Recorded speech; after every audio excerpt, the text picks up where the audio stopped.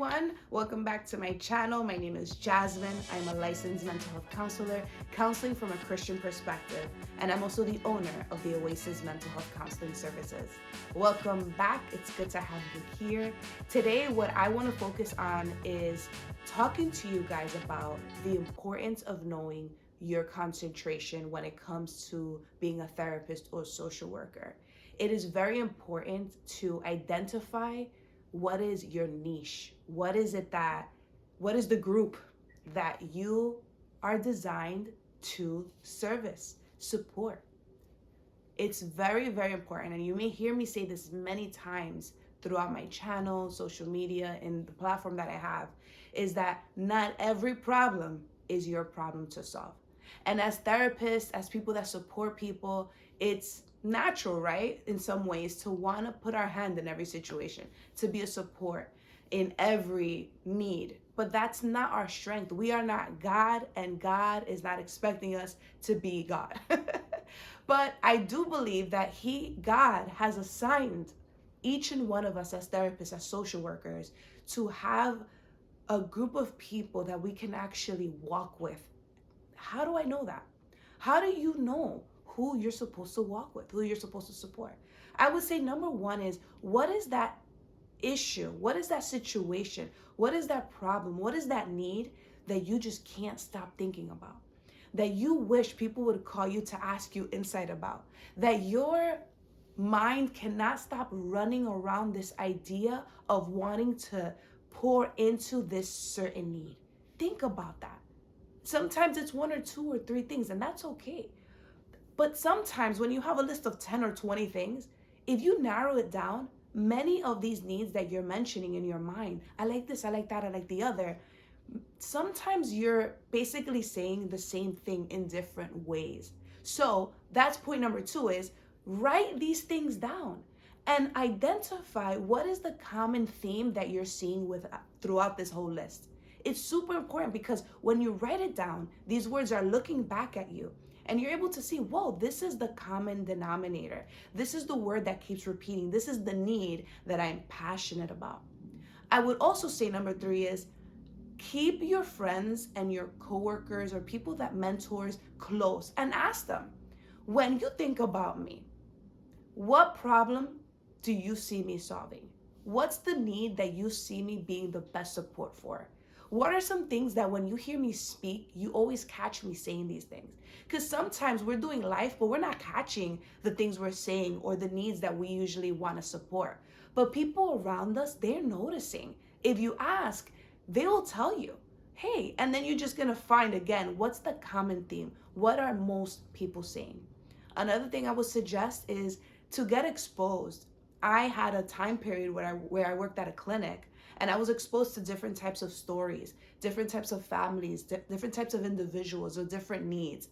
And I was able to get a taste of different types of needs that if I didn't work in a clinic, I would have never known about these situations. Or being able to get exposed and trained was a big deal. Having a supervisor to walk me through these needs that I didn't think I was able to support, but having that person there, or the coworkers, or the environment, that you're able to walk with people that you never thought you would, right? It exposes you to really narrow it down. Like, hey, this is a good need. I saw myself helpful, but it's not something I'm passionate about. So working in an environment like a hospital, a clinic, that they're able to present to you with different types of needs, you get to get exposed.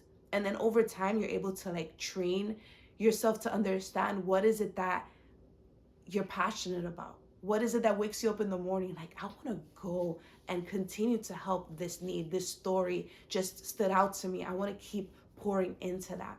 So those are the things that I wanted to mention to you guys about how to find out, what is your passion? What is your niche? Who is the group that you're supposed to support? I also want you to understand too, is that sometimes the need is seasonal. It could be that there's a season that you feel inclined to helping people with anxiety, and you get more training on it. You continue to help a person in this need. And then over time, you realize, hey, you know what? I think I want to focus on people that have depression or trauma, right? And over the years, sometimes the need that you want to service shifts, and that's okay. That's okay to reinvent yourself.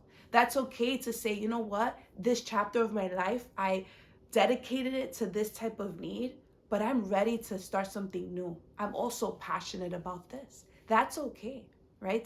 To hurt for different types of needs. But I do believe that it's important to ground yourself, to establish yourself, and know what season you're in. And finally, it's important to have a deep relationship with God. Deep enough that when you're praying, He's showing you what's the need that He's called you to service, that He has equipped you to support. You see, at the end of the day, as therapists and social workers, we are helping the children of God. We are supporting God's creation to thrive in their life.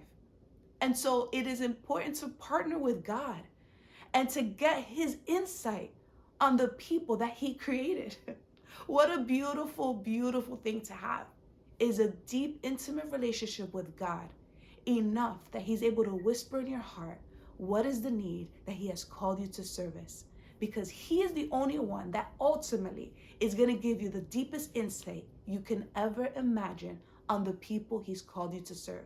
Because at the end of the day, what we must always understand that these are God's people, not ours.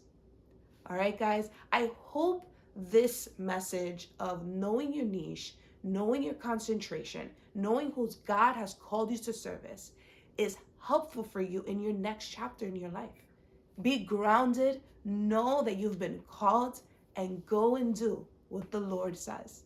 Well, I hope this was a blessing for you, as it was a blessing for me to communicate to you and for me to walk in as well. I'm also walking this journey of being concentrated on where God has called me to service. All right, guys, hope to see you soon in our next video. Please like, subscribe, send this video to whomever you believe will benefit from this. Watch my other videos. This is a great community to be supported, specifically in the field of mental health and faith. Well, guys, see you soon. Take care. Bye.